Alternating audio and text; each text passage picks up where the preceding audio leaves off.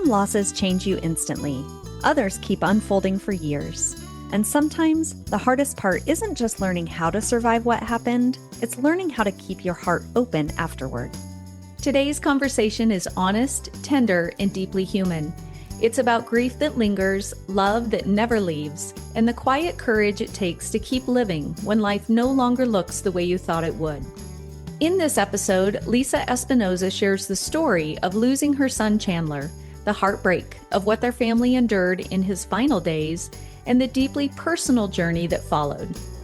But this conversation is also about something unexpected, the possibility of joy existing alongside sorrow, not instead of it, alongside it. And maybe, most importantly, what it means to simply be willing to experience joy again. Welcome to the PIG, where we explore life, love, loss, and legacy through real conversations and meaningful stories with purpose, intention, and gratitude. We're Kelly and Erin, sisters, best friends, sometimes polar opposites, but always deeply connected by the life and love of the woman who taught us that there is always happiness after heartbreak, our mother, Marcia.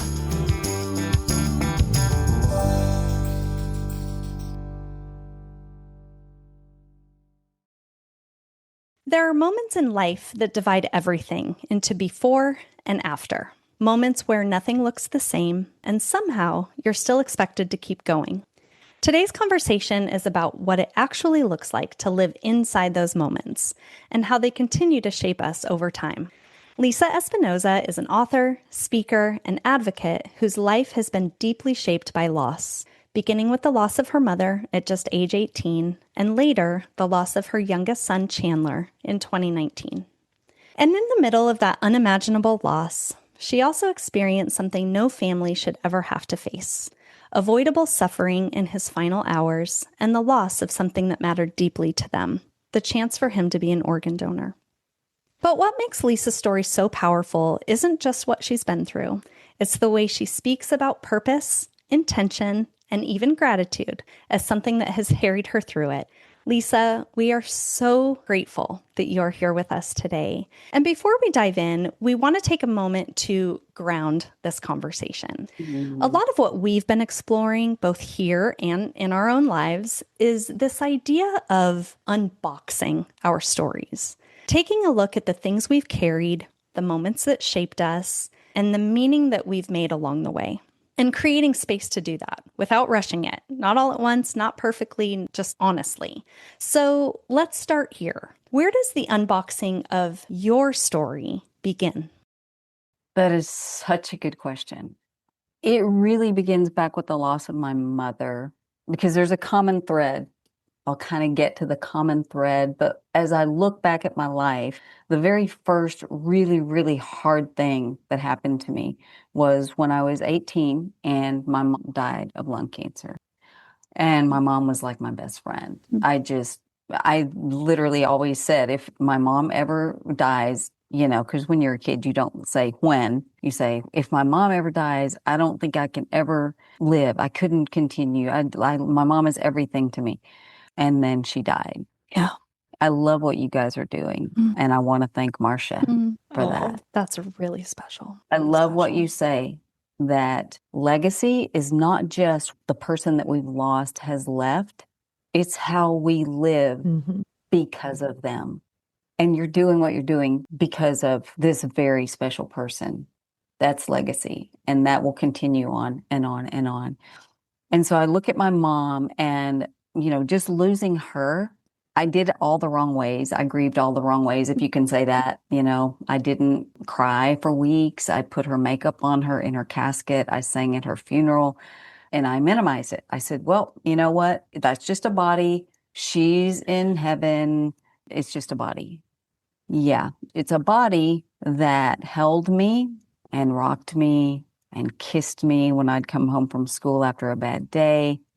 It's a body that gave kisses like no other human can ever give. Yeah.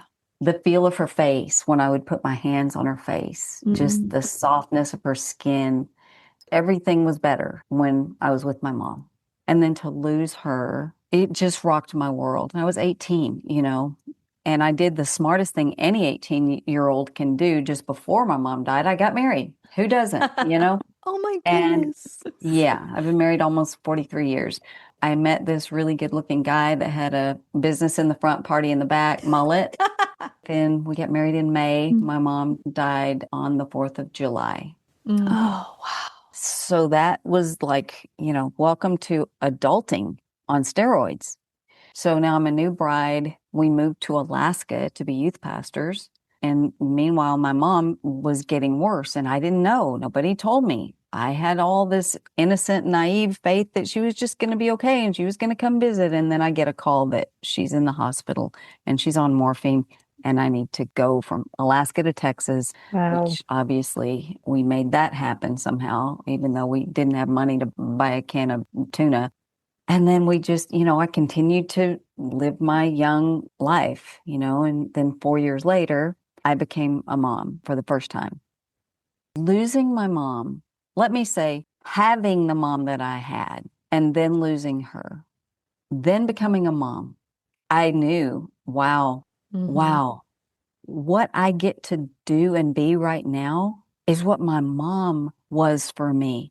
And it was stability and it was warmth and it was unconditional love and the biggest cheerleader you could ever imagine in your life. All of it, all of it. And I'm like, I get to be that now. What a privilege that I have. And that you had such a shining example of how to Yes. do that. Yeah. Yes. Yes. And so at that point, I ended up writing a bunch of songs and recording an album called Candy Kisses, Muddy Hugs, Songs of Encouragement for Moms on a thing called a CD that we used to have. This hard thing that went in a machine and you played it.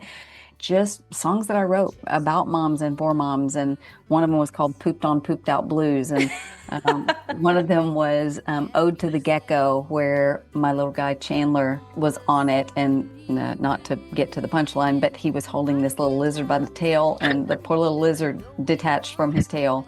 And just before that happened, Chandler had the little Timmy, the gecko, in his hand and goes, "He likes me, Mom."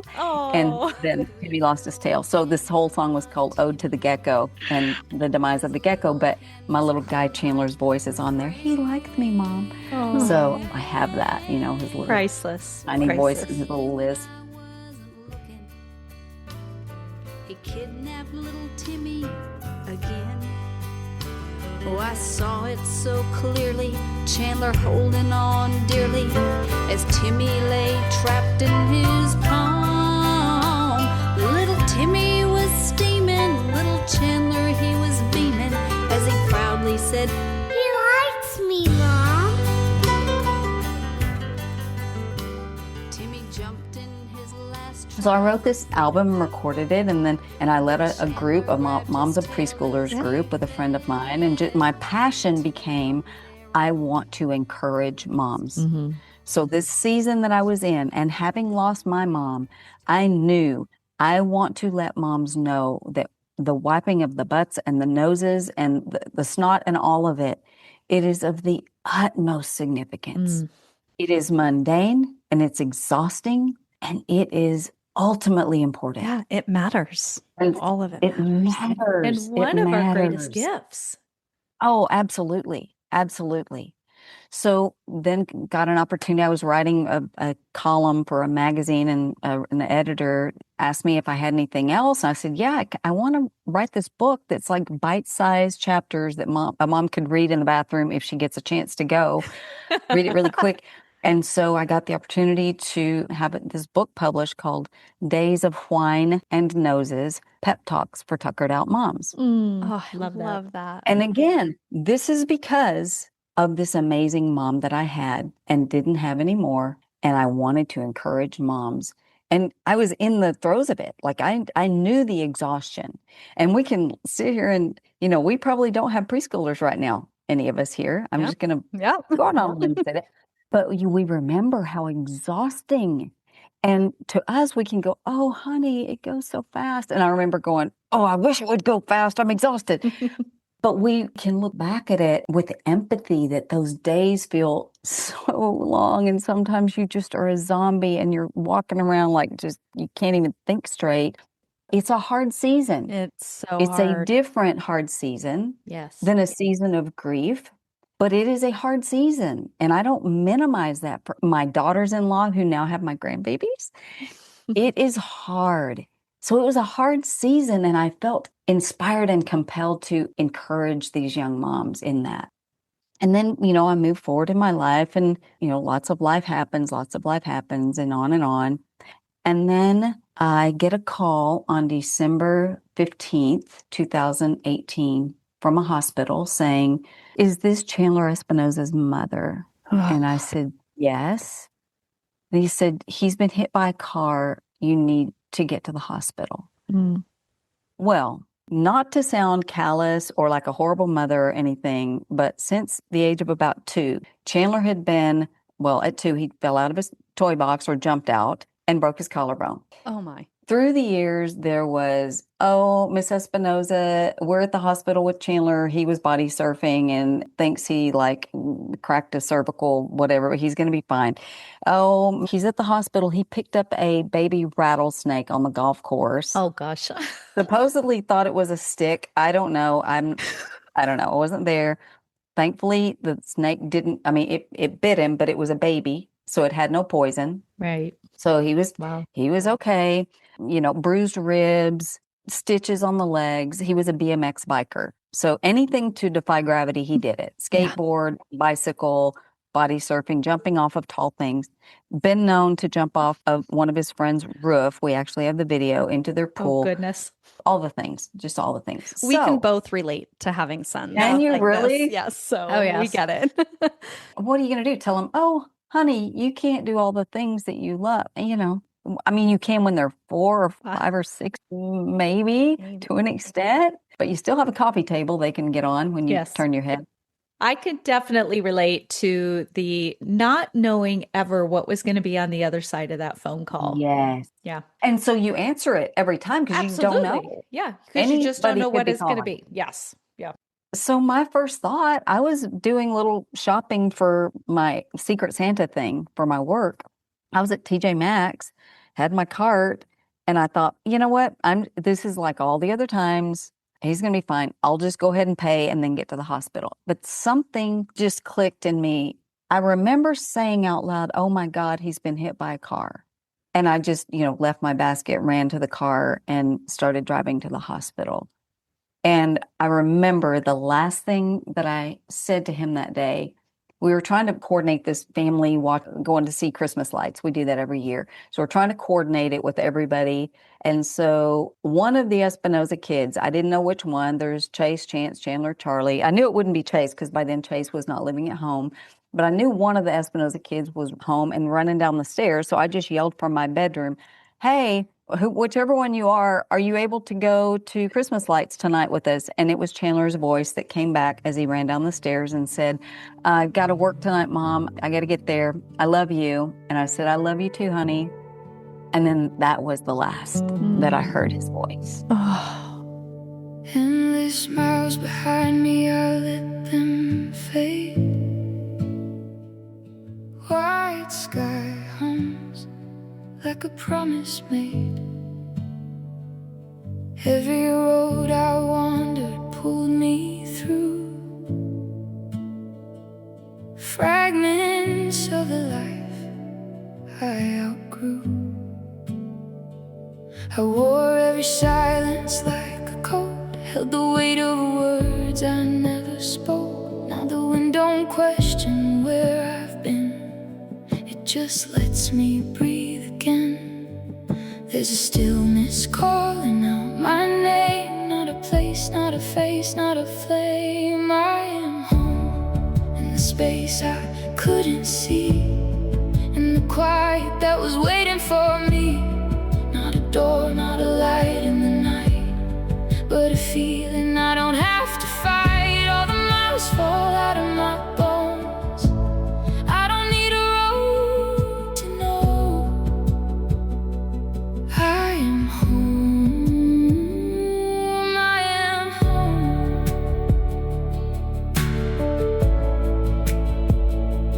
I am home.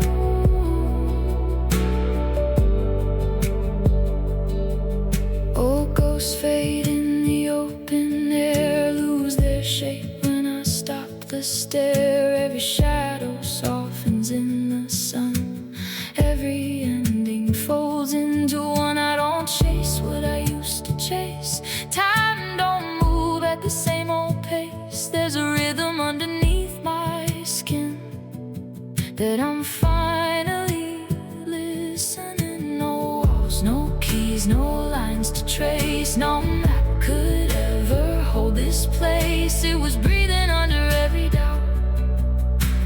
I just had to let it out. I am home in the air I breathe, in the truth I don't have to leave. Not a road, not a past to outrun, just a life that's finally begun. All the miles fall out of my bones. I was never alone.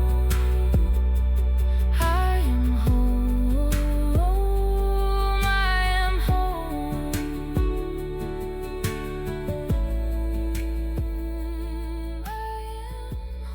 Yeah. Sometimes it hits me and sometimes it doesn't. So we got to the hospital and we were told that if he lived, he would be paralyzed from the chest down if he lived, and that there would be brain damage, but they didn't know the extent. So we just decided we'll retrofit the downstairs. We'll put in a ramp. We'll put a bedroom downstairs, bathroom, all of that. We started looking at like rehab places for spinal injury and brain injury, and looked at specific ones. And we were just like, we're going to make this happen. And we'll probably get a phone call someday saying, hey, Miss Espinoza, Chandler did a flip in his wheelchair off of the thing at the mall. Can you come get him? You know, he's still going to be Chandler, just with different abilities. Sure. And he was how old? 25. He was 25 at the time. Days went by, and the news that you want to hear never came, and the news that you don't want to hear did come. So on January 1st, 2019, that was Chandler's last breath. And I had the privilege to be with him, obviously, when I gave birth, and then the privilege to be with him for his last breath, which is a privilege no mother ever wants. Yeah. After Chandler passed, and you see, I still have a hard time saying died. I still have a hard time with that word. Yeah. I'm not in denial, just don't like the word. Not in conjunction with my son. Yeah. So after he passed, I had been writing on Caring Bridge every day because a friend of mine said, Lisa, it's been 2 days. People are just flooding you, wanting to know how he's doing, progress. Why don't you start writing on Caring Bridge to keep everybody updated? And it'll be good for you because you're a writer. This is what you do. I said, I don't know. I don't know that I want to do that. But, you know, I went home, thought about it. So the next day I started to write updates, how Chandler was doing. And every time I would write an update, it felt like a processing mechanism for me. I could process the day's events. And I was hearing from other people that my words were somehow helping them. Yeah. So that was like fuel to keep going. And so then after January 1st, well, let me go back a bit. He had met an author, Martin Dugard, at the place where he worked, Board and Brew. And Martin just had a new book come out last week called The Long Run. But he had met Martin where he works. And unbeknownst to me, of course, Chandler never met a stranger. Everybody was a new friend. So he met Martin and told Martin that he wanted to become a writer, and asked Martin, how do you do that? How do you become a writer? Well, we were at the hospital during those 18 days. And one night, we got pizzas delivered to our whole crew that, you know, we just kind of lived in the intensive care unit waiting room. And we got pizzas delivered. And I did some research to find out, well, how do we get these pizzas? Turns out it was from Martin. I didn't know him. I'd never met him.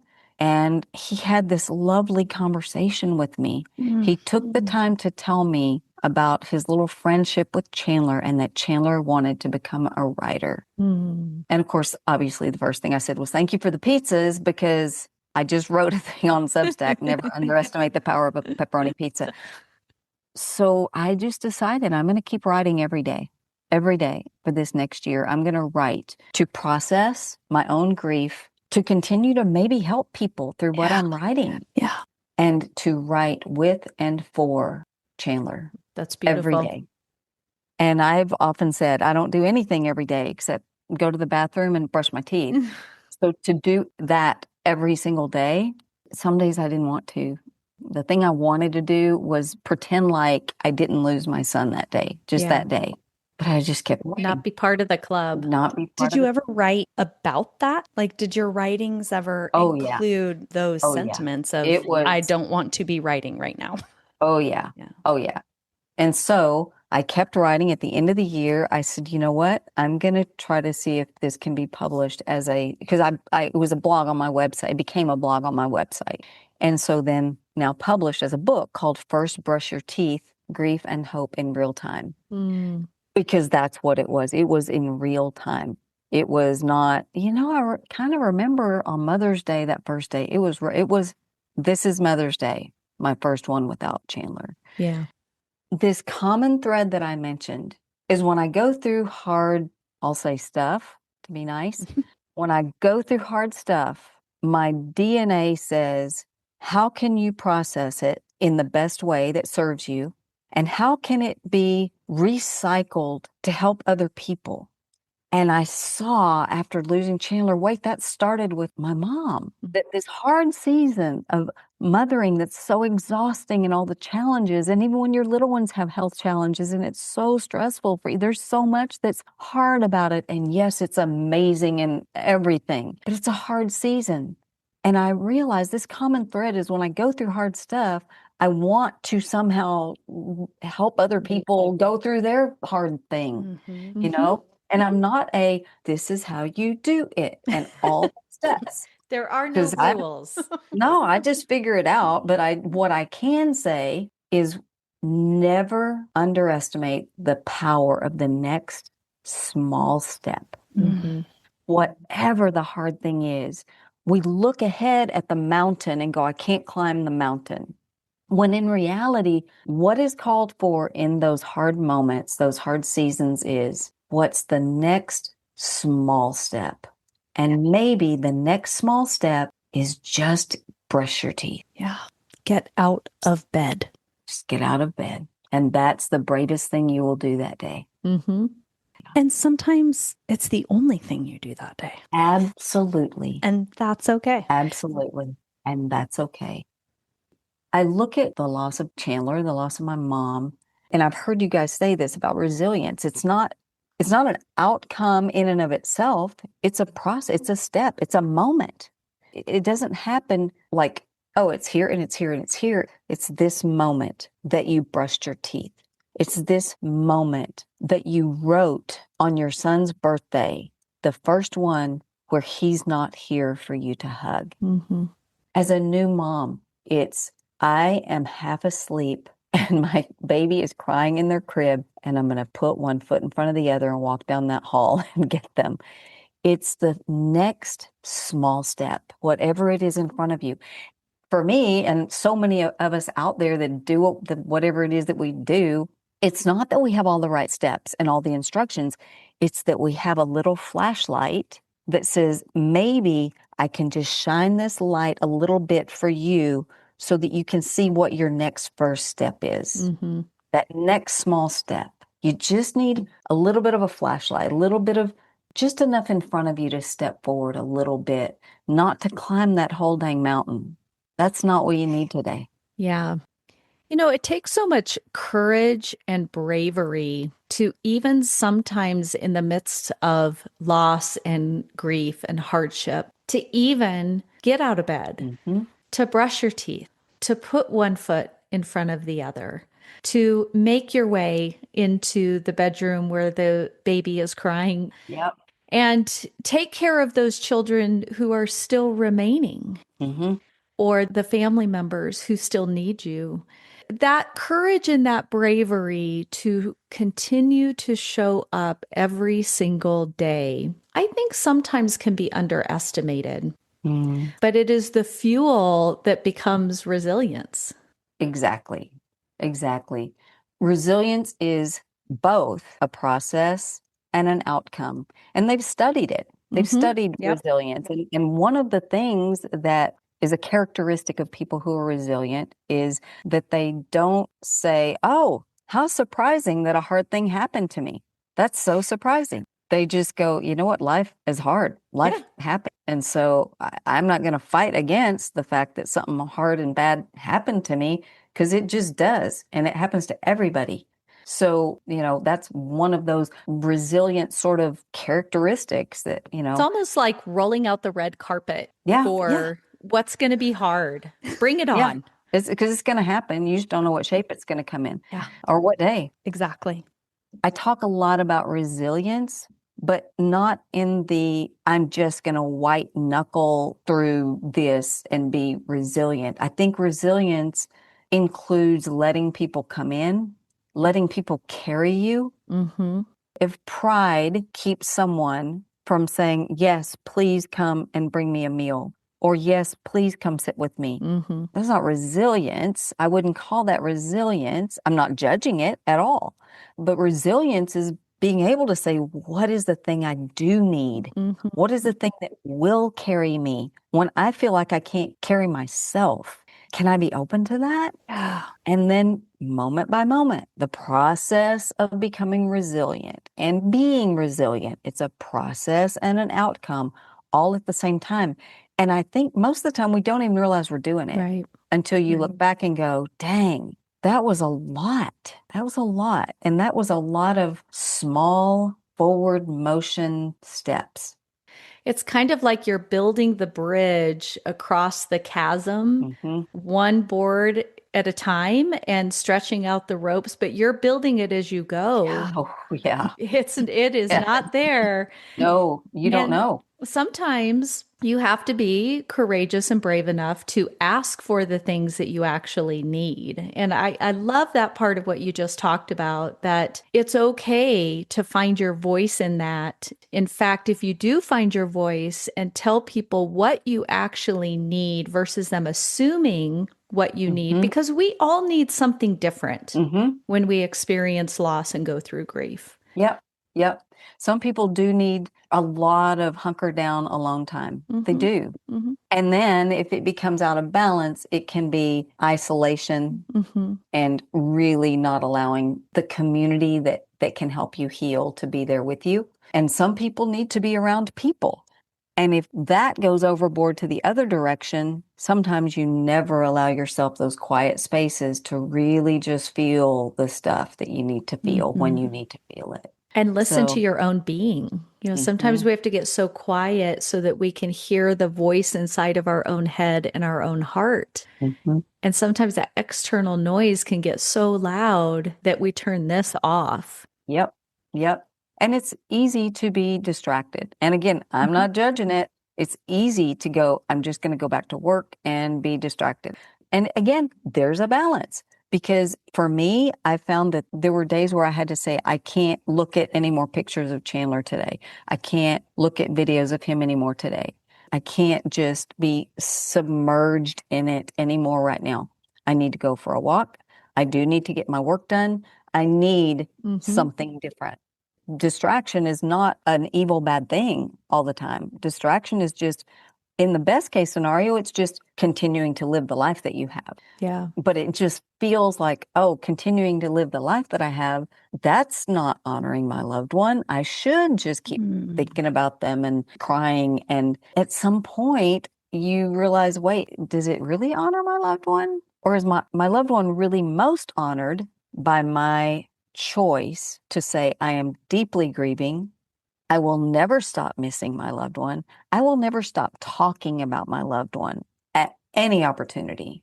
And be that as it may, I will choose to live a life where I show up for myself and the other people in my community. I will show up in the best way that I can. Not perfectly, not polished, not like everything's okay, but I will show up in my grief and even in my joy that is possible in the middle of profound loss. Exactly. It is possible. But that's the way you honor your loved one, is to say, you know what? As a testament to you, I'm going to show up for myself, and I'm going to show up in my life for people and in this world. I'm going to show up as a way to honor you. A friend of mine made me a little ring after Chandler passed, and it says WWHC, because I'd written in my blog something about what would honor Chandler. What would honor Chandler? Would it honor him if I just shrink away from my life and refuse to be open to the idea of joy? After losing him, that would not honor him. So she made this little ring for me, WWHC, what would honor Chandler. One of the things that I really want to encourage people who are in the middle of, maybe you're hurting so bad today that you don't even know, like you physically hurt. Your heart hurts. There's a lump in your throat where you can hardly speak. You keep taking those deep breaths that it just happens when you're missing that person. Maybe you're there today. And to hear me say it's possible to have joy, even in the middle of the worst loss, it feels like sacrilege to you. And I get it. It feels like, how dare you? Mm-hmm. How could you say the word joy in the same sentence with, I've lost my brother, son, mother? How can you? And what I want to say is, you feel what you feel right now. Mm-hmm. You feel it. All of it. You feel all of it. You go right ahead. You go right ahead. It's the right thing today. And I just ask, be willing, to be open to the possibility of joy. Just be willing to be willing, to be open to the possibility of joy. That's all. That is so beautifully stated. And that just in and of itself is a baby step. Yes. Absolutely. Just to be willing to be open. Yeah. You know, as you were talking, Lisa, there was something that came to my mind. There's so much about your story that I know resonates deeply with both Erin and I. Our mom died of lung cancer, which was her third cancer, just days after Erin turned 17 years old. And wow. I was 24. And had just gotten married. In July. And our brother got married in August, and she died in September. And I lost a baby between my two children, who are 6 years apart. And even though I didn't get to see that child grow up, it was your child. There's a sense of loss there. But one of the things that has always been part of my grieving process, and just like our children and us don't come into the world with an owner's manual, we don't have a death manual either. We don't know what our journey of grief after a loss is going to look like, just like we don't know what somebody else's. And it took Erin and I 30 some years to figure this out, which was part of how this whole podcast came to be, as we started to realize how differently that we grieved and talked about that. But the one common thread that I have found is that when somebody I love and care about or respected, whether it was a former coworker, it doesn't matter who it is, the only thing that you're left with is the beautiful, positive memories of what made this person so special as they walked on the face of the planet right alongside us. I don't remember the fights with my mom. I don't remember the disagreements. I don't remember the times she pissed me off. I don't remember the times that she told us no.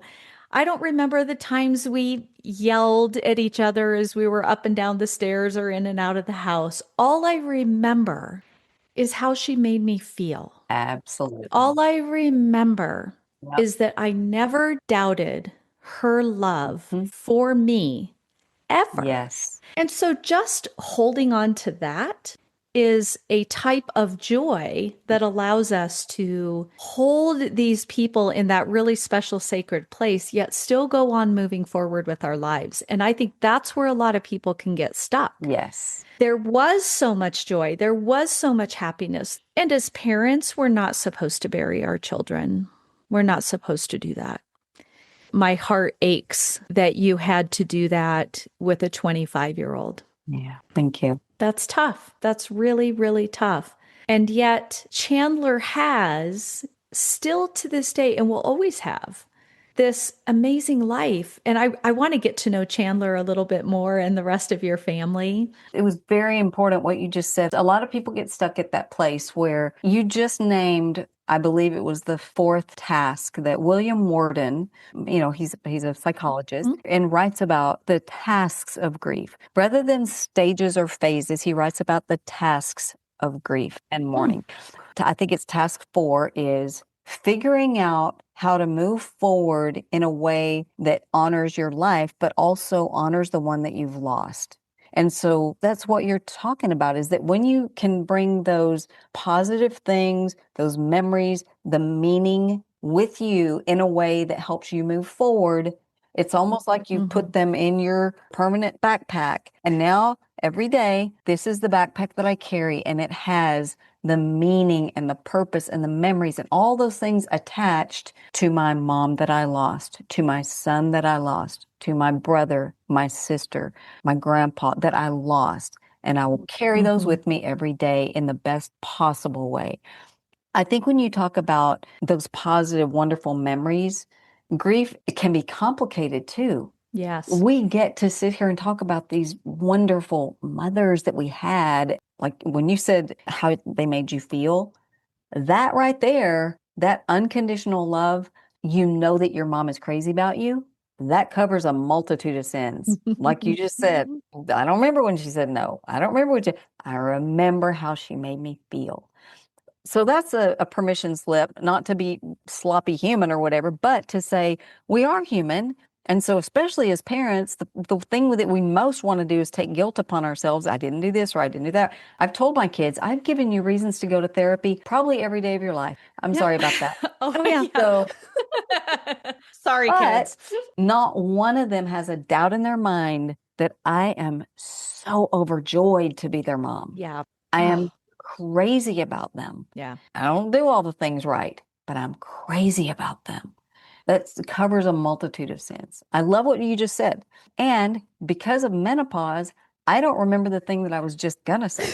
Amen to that one. Which is why we don't script the podcast. And we just let the conversation go where it's supposed to go because, we're all in that phase. Yeah.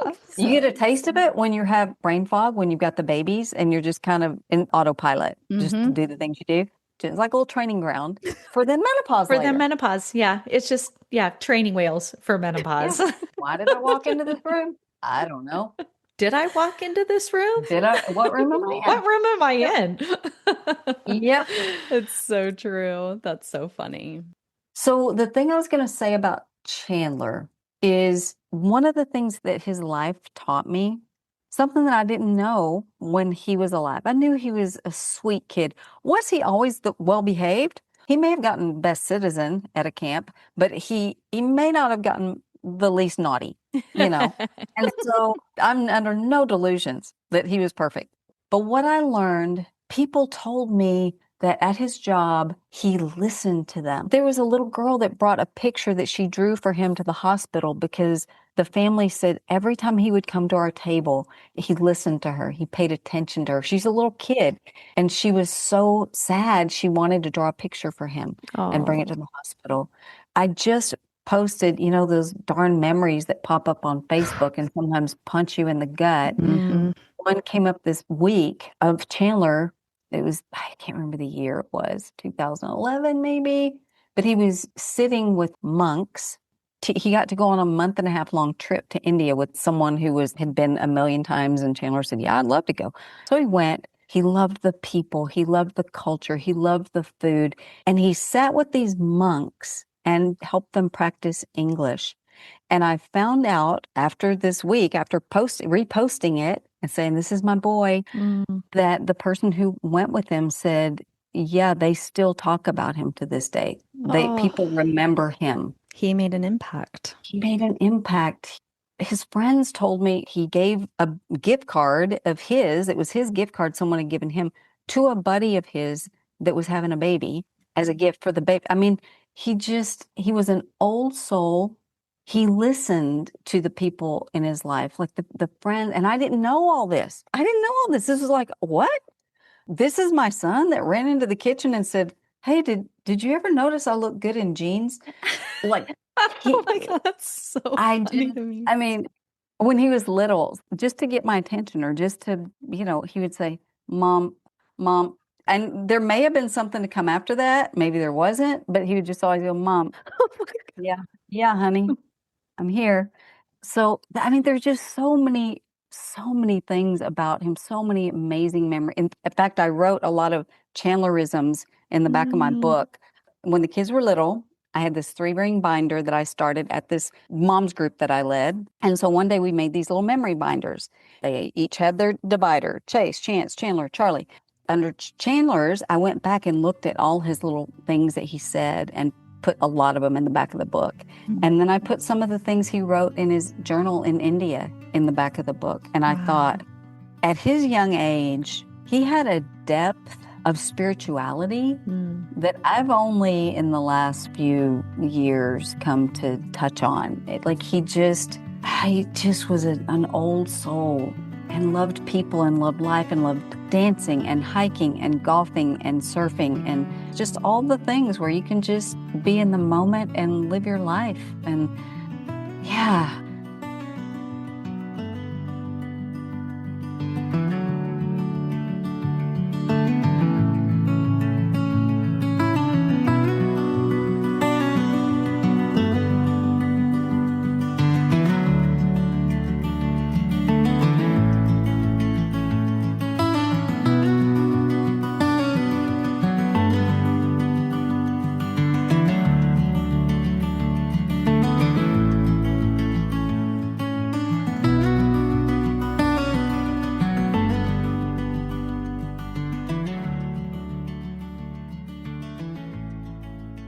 He was 3 or 4. He was eating strawberry yogurt, and I walked in, and he had rubbed it all over his body. Because why wouldn't you? Why wouldn't you? He goes, Mom, it's his little lisp. It's like sunscreen. It's like sunscreen.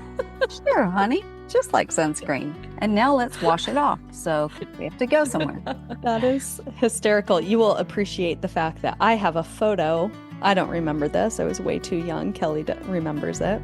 But I have a photo that my mom had put in an album for me years and years and years ago because we were farm girls. We had a tub of Crisco, right? Everything got cooked in Crisco. Oh, yes. And I had done that. I got into the tub of Crisco and I rubbed it all over myself, head to toe. Yeah. Yeah, same thing. My mom was like, your skin sure was soft.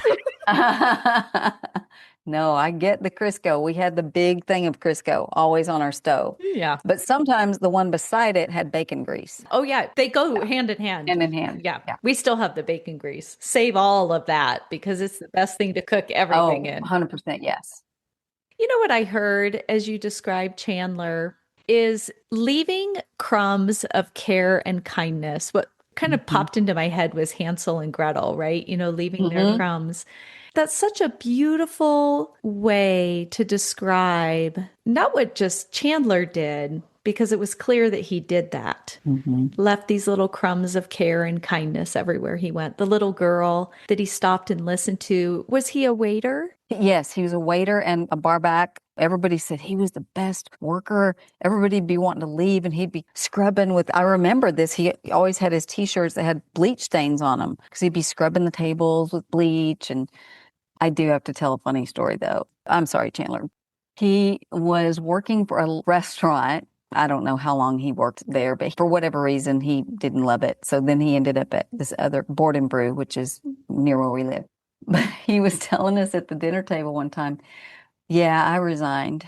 And we're like, you were kind of washing dishes there. You could just say, I quit. You weren't like a CEO.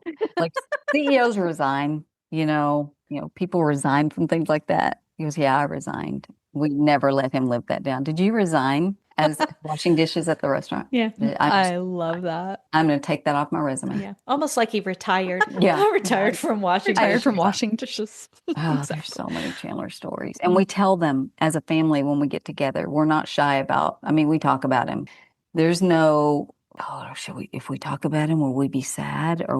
Well, we know we lost him. We know we miss him. We know when it's anybody's birthday and we're all together, or a holiday and we're all together, or anything that brings us all together, we are acutely aware that Chandler's not there. We will be forever. There's a hole. Yeah, there's a hole. There's a Chandler size hole in everybody's heart. Yes. Yeah. I realize now that even, these years later, that I think if someone were to say, well, when are you going to just stop talking about it? When are you going to get over it? I just wrote this week in a blog. I might punch them. I might punch them because there's no world in which a mom ever to the day she dies does not ache that her child is no longer on the planet with her. Of course. So the expectation, yes, move forward in ways that serve you, ways that are appropriate. I'm not talking about any kind of timeline or anything, but yes, move forward in your life, show up in your life. And one way that you can show up is talk about your kid, talk about your loved one, talk about your mom, talk about your grandpa, talk about them, say their name. Yes. If people, and I know this isn't your audience because your audience probably has all this, all of us have this thing in common that we've lost someone that we love. So I'm really preaching to the choir right now, but people that are kind of on the outside that maybe for whatever reason haven't experienced loss or haven't really dealt with it and they just kind of swept under the rug and move forward. I would say, don't be afraid to say, hey, can we talk about your mom? Can we talk about your son? Never be afraid to say that. You're not going to remind us that we've lost them. We know. Right. We know. Yeah. That lives 24/7, 365. It's top of mind. Yeah. It reminds me of one of our very first guests that we had on the podcast was Wendy Cohen.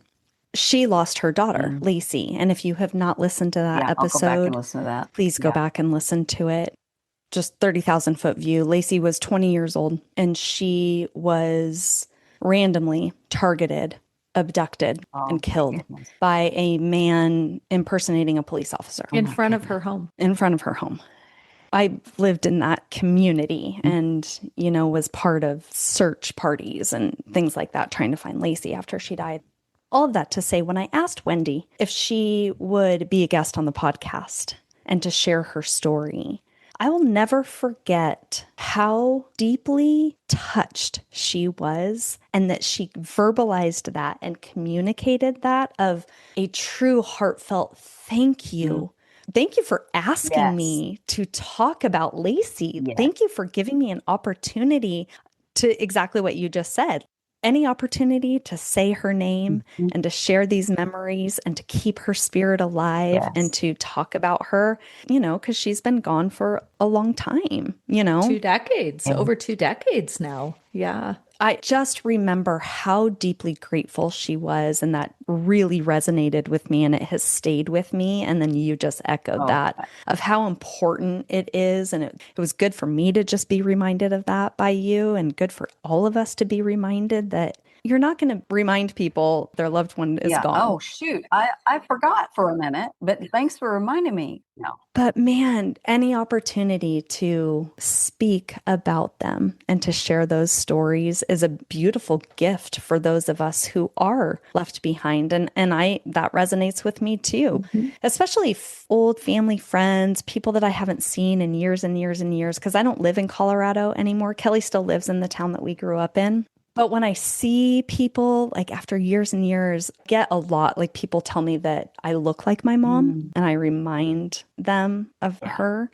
It's always my favorite compliment. Yes. It is the most beautiful gift that anybody can ever give me is to bridge that. I love that. If in any way, shape, or form, I remind them of this beautiful woman, like, what? Yeah. Like that. Oh, What a gift. I agree. People tell me when I go back, the older I get, and it keeps happening, that's a good thing. You look so much like Ruth. My mom's name was Ruth. You look so much like Ruth. I'll take that. Yeah. Yeah. The thing about telling the stories and talking about them and sharing the same stories again and again. Why? Because our stories with them are finite. Right. They're finite. We don't get any more. We don't get to make more memories. We don't get to be at a new dinner and play a new game and remember that funny thing that they said as like in the game. And we don't get to do that. We have this body of memories. We have this body of memories. And I'll be damned if I'm going to let go of any of them. Yeah. They are heart and soul. They live in me. They're in my DNA. Yeah. And if I want to repeat the same freaking story 10 times in a week, I'm going to do it. So be it. So be it. We get to continue making memories with our other kids or with our husband or with our brothers or siblings. We get to keep making memories with them, and it's awesome. We don't get that, Right. Marcia or Chandler. We don't get that. But we do get to keep carrying those stories and those memories and just repeating them and telling them to anybody that will listen. Yes. Yeah. Yes. What you're doing here is so beautiful because you are helping people carry those stories, carry those memories. Every time that it's shared, then somehow those words go on to somebody else. And maybe they tell somebody, oh, I heard this thing on this podcast. It's like a ripple effect. Yeah. Yes. It's a powerful way to carry your mother forward in this world. Thank you for that. So, Lisa, one of the things that happened with Chandler's accident, so he was struck by a car. Was he walking? He was riding his beloved BMX bike that he had built. He built it, like kind of put the parts together himself. We have videos of him doing all crazy things. One of the images we have on the back of our car is a silhouette of him doing a flip on his bike. Had it made into a wrought iron gate, that silhouette. And it's also, my husband has caps and t-shirts and all kinds of things with that silhouette of Chandler on it. So yeah, he was riding his bike on his way to work because he didn't work too far from here. He had a car, but so yeah, he was hit by a car, and it was 18 days of a lot of different lives in one 18-day stretch. Well, and that's what I wanted to talk to you about, because I know that some things happened in that hospital experience that you don't wish upon any other parent or human being for that matter. Yeah. Are you open to talking about what happened? Because I know you're trying to bring light and awareness to traumatic brain injury, which is something near and dear to us and our family. Our daughter was in a pretty major car accident when she was 17 years old. And so I'm right there with you. But that hospital experience was really something for your family. Yeah. And I will tell you that this is the first time that I'm talking about it publicly. Oh, wow. So here goes. Where to even begin? As the news about Chandler continued to remain very bleak, there was no hopeful news at all. There was no meaningful movement. We hoped. You attach meaning to, oh, he meant to look this way, or his eyes were open, but there was no awareness. He wasn't there. Connection. Yeah. And so we got a phone call from the neurosurgeon after they did their last set of imaging. And he said, it's as bad as you can get.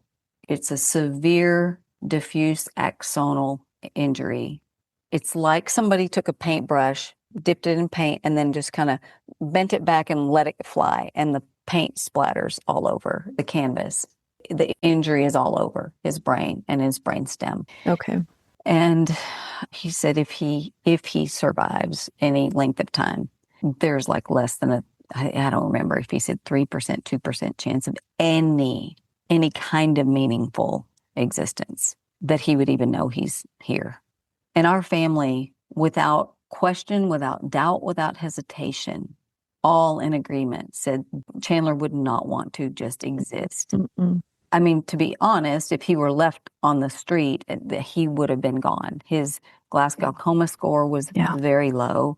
He was posturing. I mean, all of the signs of a really, really, really bad prognosis were there from the beginning. So we just said that's not what he would want, but he would want to be an organ donor. Mm-hmm.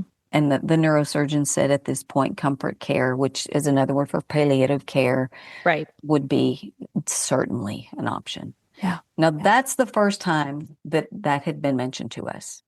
when 18 days earlier, our son had been essentially dead on the pavement, and he coded that night. They had to bring him back. And the first time we ever even heard the word potential of comfort care, palliative care, was from the neurosurgeon many, many, many days into it at the last imaging. Not that we would have made any other choice than we made in the beginning. I don't know. I can't say, and I'm not judging anybody else for any other choice they would make at all. But to know that it was that serious, and it took us having to come toward the end of it, and this one doctor saying this. So that's the choice we made. It's grueling. When you say that someone's going to be an organ donor, you are asked so many questions, in-depth questions, detailed questions. Like it took hours for the organ donor organization to do all of the things that they needed to do. And there's a lot of detail involved and blah, blah, blah. So I'll skip all that. But the day was set for January 1st, 2019, because it's not a great day, but what day, What day is? and you're just like, we don't want him laying there suffering anymore. He's not with us. So it's a lot. Again, this is the first time I'm telling this. Take your time. Yeah. So the day before, January 1st, we were on our way to the hospital early morning, and my husband was already there. I'd had to go to a dentist appointment to get a tooth pulled, of all things, because it was abscess. So I had to get this tooth pulled, and I'm on my way to the hospital, and I get a call. It's from the spiritual care director at the hospital, and she says, I just want you to know that people disagree with your decision, and they're talking about it. And do you know that he's going to die on a cold steel operating table if you go through with this? I didn't even have words. I didn't even have words. Mm. So I got to the hospital, and I'm completely shaken up, completely undone. Another doctor that had been with Chandler from kind of since day one came into the conference room and sat us down and said, I'm going to have to recuse myself because I don't agree with what you're doing. He's young. You should trach him and peg him and put him in long-term care and see if he recovers to any degree. And during that conversation, she said, if he were born like this, would you be doing this? Mm. Oh, Wow. wow. Wow. Yeah. Those words can just speak for themselves. They are what they are. Yeah. So I found out later that the spiritual care director had called my husband first, said the same thing. And when she got nowhere with him, then she called me. Then this doctor says this, and I'm just beside myself. So I called the organ donor organization, the person that we were talking to, and I said, they said he'll die on a cold steel operating table if we do this. I don't know. I can't do this, but I know that's what he would want. And they said, first of all, the doctor should have never told you that she's recusing herself. She could have just stepped off of the case and not said that to you. That was inappropriate. Second, you can be with him in the room, and it's not what she's saying. And a family member who happens to be a doctor was with us. And so she said, I'll be with him. And I said, I may be with him. If I can do it, I may be with him as well when they take him to the OR for the organ donor heart. We go through that whole day knowing that tomorrow we're going to lose our son. We wake up the next morning. I say wake up. I don't know that we slept, but we're walking out the door, all of us together. And I see the New Year's Day parade, and I see the organ donor float. Wow. And I was like, that's our sign that Chandler is going to live on. He's going to live on. He's going to help somebody else who needs a heart or a liver or a blood, whatever. He's healthy. He's this young guy. He's healthy. And by that point, there are people who've been notified that they're going to get an organ. So we go to the hospital, and a doctor sits us down. We've never seen him, never met him, sits us down in the conference room. And the first thing he says to us is, well, it's really not that bad. Just like that, just flippant. And I'm like, have you seen him? Have you read his chart? Yeah. It's not that bad. It was, I'm rarely speechless, but it's beyond words. So he again mentioned that we could trach him and peg him and put him in long-term care. And we reiterated, there is not one iota of wavering in our family that this is not what Chandler would want. So I guess, long story short, longest day of our lives, Chandler was not given true comfort care. He was not comfortable. We watched him suffer. At one point, I said, he can't do this. Please just stop. I mean, because they were supposedly doing the thing that you have to do. There's protocol for organ donorship. And at some point I said, I just want him comfortable. I just want him comfortable. And my oldest son looked at me with tears in his eyes and said, Mom, Chandler would want this. And I'm going to say something that is from what I understand. And this is a grieving mom's story. So if big Goliath people want to come after me, they can come after me. But what I understand to have happened is, instead of titrating up so that when they took him off of the things he had been on to get him ready for organ donorship, instead of the dose being commensurate so that there's a bridge, so that there's no suffering, that didn't happen. And when he started to struggle, he said, go get the family. And when they see how strong he is, maybe they'll have a change of heart. So that's when we came back into the room and watched, and it was horrific, and we will never unsee it. We will never unsee it. It's nightmare on top of nightmare. Only the one on top was unnecessary. I watched my mom die of lung cancer. I watched my dad die, and they were peaceful. They were not in pain. But you can't keep my 25-year-old son in comfort and let him pass with us nearby.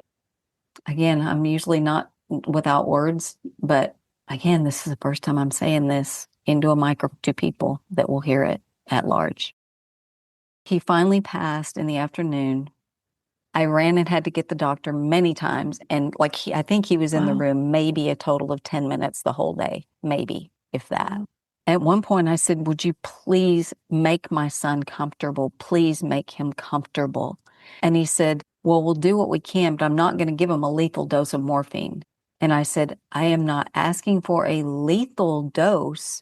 I'm asking for whatever dose gets him comfortable. That's the point of comfort care. Yeah. We know what the end game will be. I want him comfortable. And I don't know, this may be protocol, maybe it's not, but every 10 minutes I had to go and tell the nurse, if she wasn't already in there, okay, it's been 10 minutes, can you raise his dose? It's been 10 minutes, can you raise his dose? Until he got somewhat comfortable.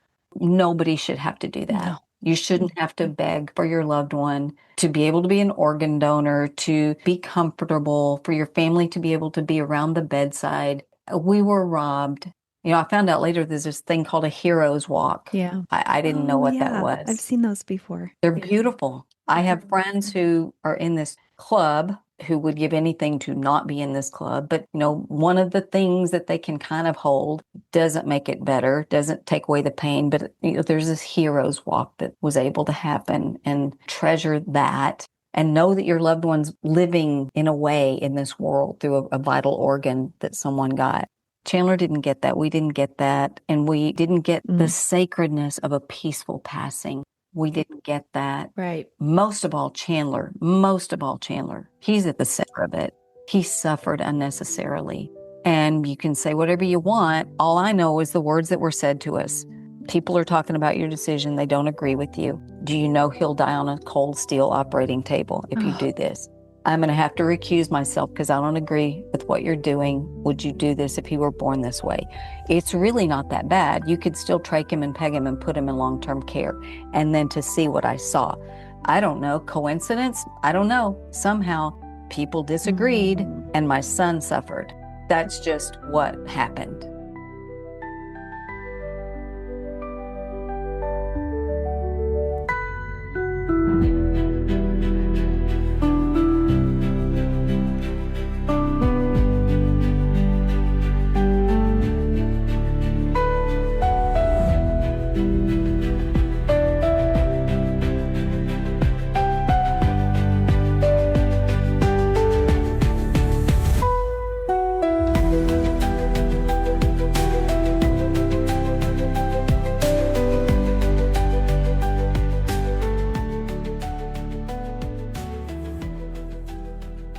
So at this point, I want to get in front of med students and hospice workers and social workers, anybody and everybody who intersects with end-of-life moments, because I can't change the institution where this happened.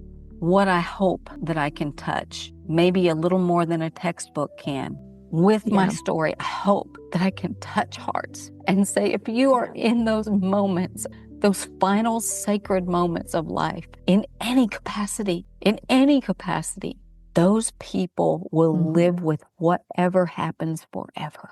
They can't unsee it. They will carry it with them. And it could be a wound so deep it could never be reached, or it could be a point of light that they can carry with them and say there was compassion, there was kindness, there was peace, there was dignity, there was honoring of our loved one. That's what I want. That's what I want. It's a choice. They have a choice to make. Yeah. I'm like a mess over here. You're so brave. That's what you do when you're a mom. I can't keep him from suffering. He's not suffering anymore. I couldn't keep him from suffering. But what I can do is, in the name of Chandler Espinoza, I can speak to rooms of people who can influence those final moments. That is my desire. I want to influence those final moments for light and good and peace and sacredness. For me, it's a humanity issue. Yeah. Right? Yeah. Human dignity. Yes, exactly. Yeah. And not just for the person who is passing, but for every single person who's surrounding that person, and whose grief will now be layered because of the choices that were made by others that took away the choices that you were trying to make based on what you knew in your heart. Yeah. Chandler would vaunt as he left his crumbs of care and kindness, right? And I can only imagine how those layers of grief compress. And I can hear it in your story. I can hear it in your reliving of those moments to say, please, anybody, listen. Yeah. This was the worst possible scenario that we could have had and experienced, stepping into the best possible outcome we could have hoped for given the circumstances that we were in. When that peaceful part of that passing is then taken away from you, I hear that being the message. Yes. Yes. Don't take that peace away. In whatever form. Yeah. It could be a thoughtless, careless comment. It could be taking away some sense of agency that should rightfully be there and exist. One of my dear friends in this club, Monica, her little guy, Jojo, she started a foundation in his name, and something really horrible, like not exactly what happened to Chandler, but something that just marked his last day. Now they bring blankets into these spaces that are so hard and that are not mostly going to end the way we want. It's such a beautiful thing. I want a Chandler blanket in a sense. I want something to bring into rooms. Let's just say you're training to be a doctor and you're learning all the things that you need to learn. I don't know how much you touch on end of life, but maybe this mom who came in and talked about her son and what would have made those last moments bearable and connected to something more positive as a legacy. Like his organs are going to live on and he's going to live in someone. And our family got to all be around and see him pass peacefully. And we have that to take with us. Maybe that doctor will approach those moments maybe a little differently. And that would mean everything. That would mean everything to me and to my kids, to my husband. It would mean everything. Yeah. We all have a lot to learn as we go through this life. And we thank you for going down a road and talking about an experience I didn't know that you had never spoken about before. And Lisa, I really commend you because the bottom line is, unless we share our experiences with others, there's no way for anybody else to know.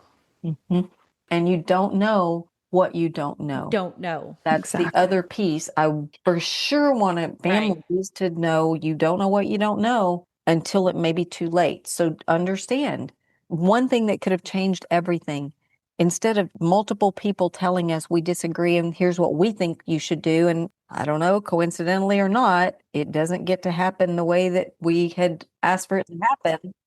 What could have happened is for them to say, to be able to honor everything that you're asking, you probably need to transfer him to a different hospital. And we could have done that. Right. But we weren't given that option. We just were bombarded with sabotage. You know, it really shocks me that anybody would not take a mother by the hand, siblings, dad, the family, and say, your child is going to be comfortable. Your child is going to be calm. And we're all going to walk through this experience together, and we're going to get on the other side so that you can step forward into whatever is next. That would be so deeply human, wouldn't it? And we are going to honor your wishes, right? This is your child, your sibling, your family. This is your loved one. Yeah. To really hold the family. Yeah. It was kind of a joke because we saw the whiteboard and it said comfort care and it said make sure that the patient is comfortable. There was like 3 different things. And I thought, well, that whole thing was a joke right there. I mean, just X right through every single one of those. Everything on that board, none of that happened. And to have to chase down a doctor and say he's still not comfortable. I don't know what protocol is, but from where I'm sitting, I'm not asking you to end my son's life. His life was essentially ended when his head hit the pavement. Right. I'm asking you to keep him comfortable. And if that last dose that keeps him comfortable also ends his breath, he's comfortable and he's out of suffering. Yeah. Yeah. It's just kindness. Yes. It's the right thing to do. The other thing that could have happened is they could have called in a true palliative care team. They could have said, because this guy wasn't a palliative care doctor, but you don't know what you don't know. Now we know the questions to ask and we would be able to do it differently, but we didn't know. So we got what we got and we will live with it forever. My son writes songs about it. He just has released albums that were written. He wrote one song called Change of Heart based on the doctor's. That's really maybe they'll have a beautiful. change of heart. I think for me, what's so profound is going back to the ring that you got from your friend, right? Yeah. What would honor Chandler? Yeah. Oh, I'm getting emotional. I have so much respect and admiration for your commitment to willingness, desire to make an impact, to speak to these doctors and social workers, like you said, and to educate. Because if we can move the needle at all, if we can help one family avoid the pain that you experienced, for whatever it's worth, while Chandler was not able to be an organ donor and live on in that way, there is no question and no doubt that part of Chandler's legacy is the education and the impact. And he was such an incredible listener. And so it's how do we impact more healthcare providers to listen to what the family wants, what they need. Yeah. And to honor the Hippocratic oath of do no harm. I was thinking about that as well. Yeah. I mean, that's the bottom line. Yeah. When your choices cause harm or contribute to harm and discomfort instead of avoiding it at all costs, that just in and of itself, let's just bottom line it. I mean, that violates that oath that every single medical practitioner takes. Yeah, there was a lot. And again, I am a grieving mother with a story. Yes. And institutions are Goliath. So I have to say, that my story is my story. And I heard what I heard and I saw what I saw. And I'm not the only one. So am I hearing correctly then that the wish for Chandler to be an organ donor ultimately did not happen? No, it could not happen. And it's probably partly blocking it out because it's just painful, but all the details of it, That's fair. knew them. I knew the details because we have a family member who was a doctor and was there and saw all of it. But in a nutshell, if I'm remembering correctly, something happened in that process where instead of just, like I said, keeping him comfortable in that transition from the meds he had been on to keep him comfortable. To take him off those medications. Yes. Yes. Okay. To take off all of those, but not start what you need for the organ donor, that protocol. There was this gap. The bridge wasn't there. There was a gap. And so he was suffering. And somehow in that gap time, at some point, they said he's not going to be able to be an organ donor anymore. Which then takes away the gift of life for so many people who had already been told, is what I heard you say. Oh, for sure. I mean, once the organ team is there to do the organ harvest, people know that they're going to maybe be getting a heart or a liver.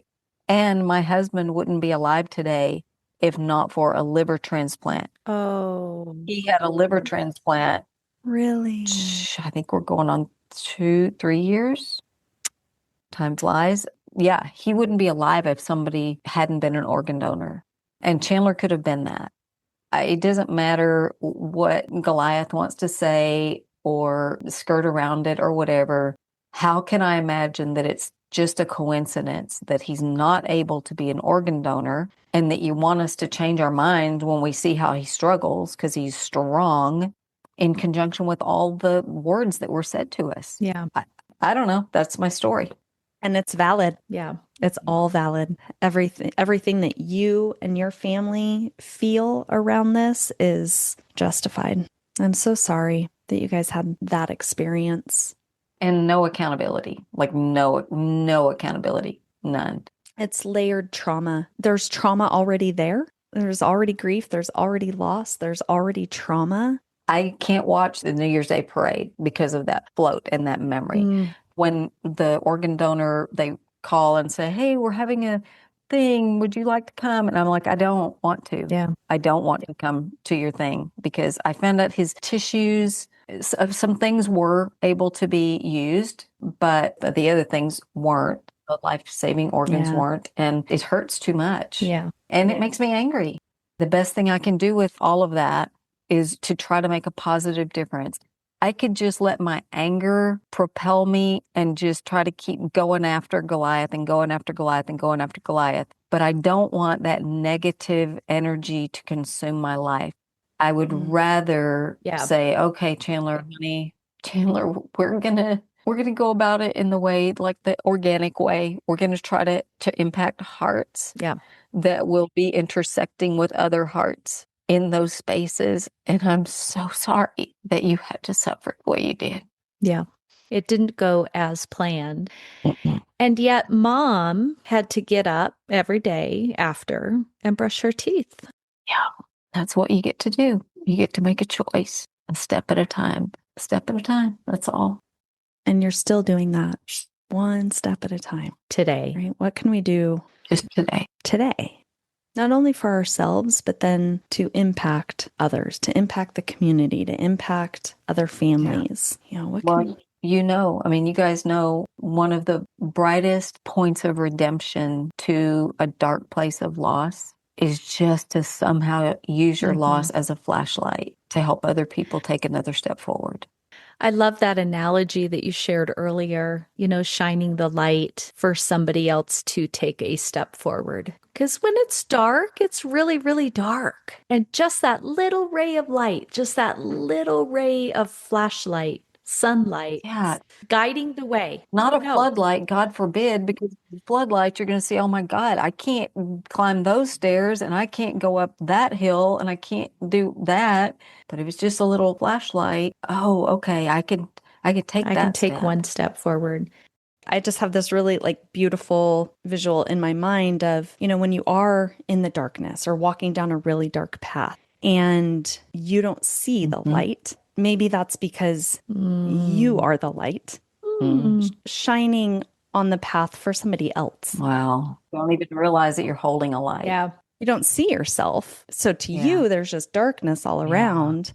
But that's because you're the light. Wow. And the path that you are walking is actually lighting the way for somebody else to find their way through the darkness. And that's really beautiful. Become a living light. Powerful. That's powerful. I love that. Wow. It sounds to me like that's what your writing really turned into for you. For sure. And little did I know when I wrote this Days of Wine and Noses, which was my attempt to cheer on my fellow moms that are wiping butts and noses. And yes, yes, you're so important. What you're doing today is so important. And be in the moment. That's the other thing I learned from Chandler. Be in the moment. Be in the moment. Be with the people that you're with.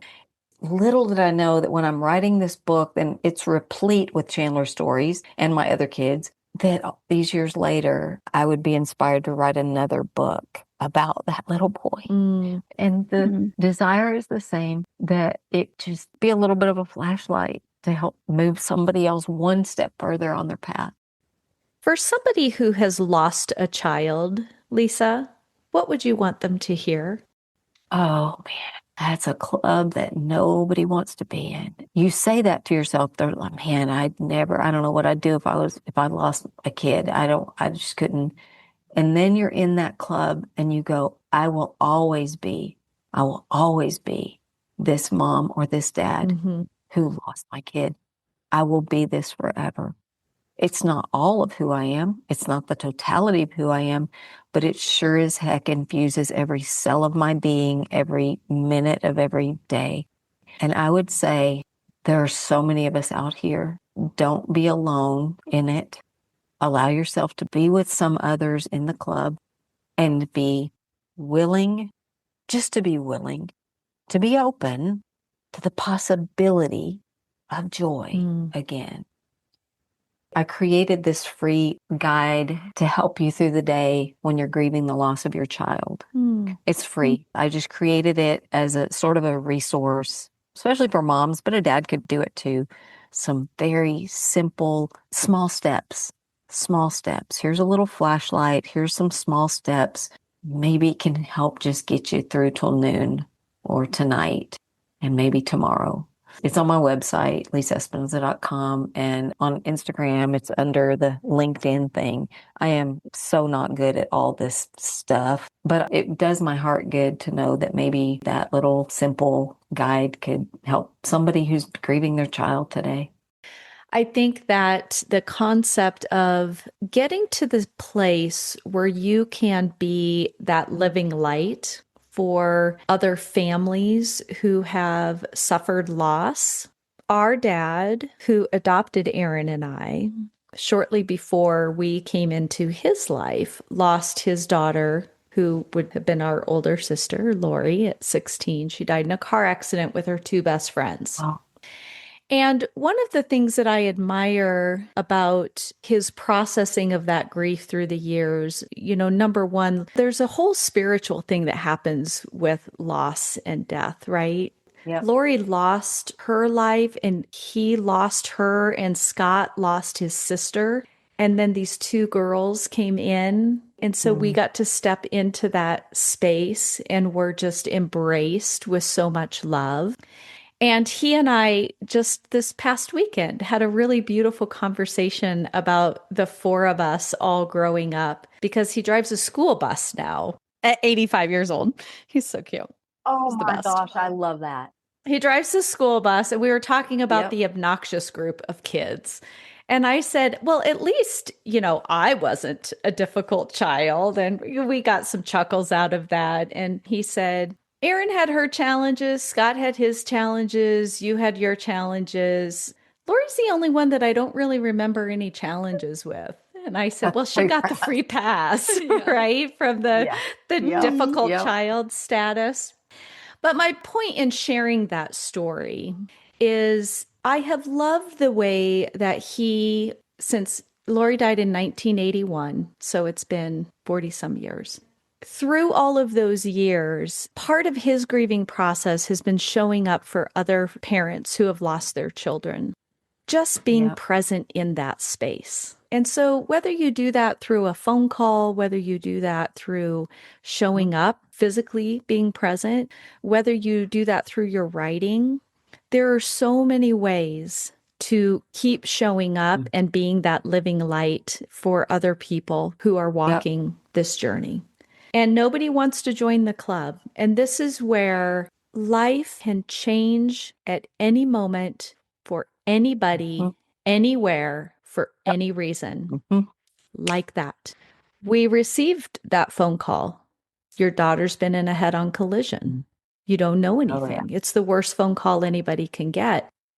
I commend you for continuing to show up and being the light every single day and doing the work and creating the free resources and figuring out how to make the link work so somebody can download and share it, because that is the thing that will allow Chandler to continue to bless the people that cared enough about him and that he cared about to say, thank you for making my life and my passing mean something. Yes. And I think another thing that Chandler would be really happy to know if he influenced people to be in the moment with the people they love. Because like you said, you don't know how many moments you have. Right. Any of us. We don't know. So when you're with somebody, be with them. Yeah. Honor them with your presence. Yes, that's exactly right. I want to ask, you said you guys grieved differently. How did you guys grieve differently when you lost your mom? We have unpacked so much of this over the last year and a half. It's been fascinating. There's a behind the scenes project going on. There's a documentary actually that's being created. When we dove into that project and started having conversations about our mom and her life and then her passing, and I was 17 and Kelly was 24, that was kind of the beginning of us having these conversations and even recognizing, and for the first time, that we actually did experience the same loss in wildly different ways. And not only because we're different humans, but because we're 7 years apart. And there's a really big difference between a 24-year-old and a very selfish, bratty 16-year-old who's just like living my life. And so like you, right? Losing your mom at 18. It's such a blur for me to go back to that space. While I did some counseling and therapy, and I did like a teen grief support group at hospice, and I started volunteering in children's grief support groups for hospice because that helped me heal to actually help children. I found great healing in helping other people walk through their own journey. But I think I did what you did. I think I just, kind of minimize it a little bit. Yeah. I left for college and then just threw myself into that world. I just really think I didn't process in a healthy way, looking back on it. I can relate to that. Yeah. And I had caregiver syndrome. It's a real disease. Yeah. I had been Erin's caretaker since she was a little girl. And that's long stories of, growing up. And our mom went through 3 different cancers. The first one was right after she became a single mom. And Erin was just a little toddler, about the age of my granddaughter now. And so, I would just take care of her. And I'd move back to the community where I grew up, where our mom was really actively involved, a pillar of this community. And so I think there was an obligation inside of me, having made a lot of promises to her to make sure nothing bad would ever happen to Erin. So stepping right back into caretaking, and then also stepping into these really big shoes that I felt in my grief and in my unknowing and in my immaturity, felt it was my obligation to step into and fill these really big shoes. And, that brought a lot of weight. And I had to carry that weight for a very, very long time until I was mature enough to recognize all of it for what it was and is, and take off that emotional backpack and say, that's no longer mine to carry. I don't have to carry all of that anymore. That's good. So you got to that point where you could say, okay, that's not. Yeah. And it took some other traumas to actually get there, right? So that's actually what can happen, is that we experience these many layers of trauma through our life experiences. And each one, I believe, shows up to teach us something different. That is all part of the learning process. And I think our responsibility is contemplating quietly within our own selves and with our trusted sanctuary of people. What's in this for me? What can I learn here? How can I use this to help me grow and become better? We make a lot of icky, messy mistakes going through the process of it, because again, no manual. We figure it out as we go. And in the end, I think if we're willing to we can look in the rearview mirror of our life and all of those experiences and be very grateful for ultimately the path that they took us down, because that's the human being that we became. Yeah. Yeah. It's so interesting that you say that. And I think to piggyback on my own story, feel like, oh, my menopause brain, I just lost my train of thought. I'm glad I'm not the only one. I literally lost my train of thought. Oh, I hear you. I hear you, sister. As part of daily reality. It'll come to me, but yeah. Hey, Lisa, if someone's listening right now, they're at the very beginning of their grief. What is one small step they can take today? If you feel paralyzed, it's okay. It's normal. Let yourself feel that paralysis, feel the things you need to feel, and then just maybe dare to do some small thing. Maybe it's get out of bed and brush your teeth. Maybe it's walk outside and stand in the sunshine for 10 minutes. Maybe it's call a friend and say, I'm just having a crappy day. Or maybe just texting a friend and saying, I don't want to talk right now, but I just want you to know how I'm feeling, because I just need another human to know. What is one small forward motion that you can make? Not in a denial, but in just this rebellious act of, I am grieving, I feel paralyzed, and that's okay, and it's normal. And be that as it may, doggone it, I'm going to take a forward motion step. I'm going to do something that brings me some forward motion in this moment. I'm just going to do it. Whatever that thing is. That's great advice. And maybe that's the best thing you can do today, and that's just okay. Thank you. One small step. Yeah. Well, Lisa, as we come to the end of every episode, we talk to our guests about their PIG, because our name reflects our mission of purpose, intention, and gratitude. And I love at the beginning that your P's were power of pepperoni pizza. Never underestimate the power of pepperoni pizza. I'm going to use that one because pepperoni pizza is popular in our family. Oh, yeah. Oh, yeah. Ours too. But do you have a PIG? Or when you think about purpose, intention, and gratitude, what does that conjure up for you? Purpose. I am propelled forward by the purpose of allowing my experiences, my pain, my loss to be redeemed into a, for lack of a better metaphor, a flashlight to just shine the next step to other people. Whatever the hard season is, that's my purpose. My intention is to keep showing up every day for myself and for my people. And gratitude, that's my operating system. It's just what runs underneath everything else. I'm so grateful for family, for my friends, that I had Chandler for the time that I had him. I'm grateful for my mom. It was just amazing. I'm grateful for the opportunity to write about all of it. I'm grateful for a healthy body. I had breast cancer a few years ago. I don't have breast cancer anymore. I'm grateful for my health. I'm grateful for my stupid dogs. I'm grateful for good food. I'm grateful for matcha. I'm going to make myself a matcha after this. I'm grateful for my impromptu trip to Cabo. Not grateful that my friend's husband has arthritis in his hip, but I'm grateful for my impromptu trip to Cabo. I'm just, there's so much. I could just go on and on and on and on. And there's so much I'm grateful for. I love that concept of gratitude as an operating system. Yeah. And as I was watching you talk, because we do record on video, but we release the audio, I saw this visual of your mother, Ruth, on one side and your son, Chandler, on the other side of you, just embracing you in this really big, beautiful hug. Yeah.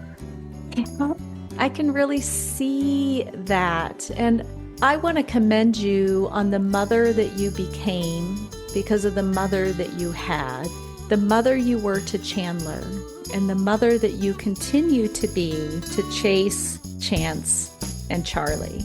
Congratulations. I don't get all those right sometimes. Thank you for joining us on the PIG today. This was a real honor to have you with us. Thank you for letting me say Chandler's name over and over. Thank you. You're welcome. We'll keep saying it too.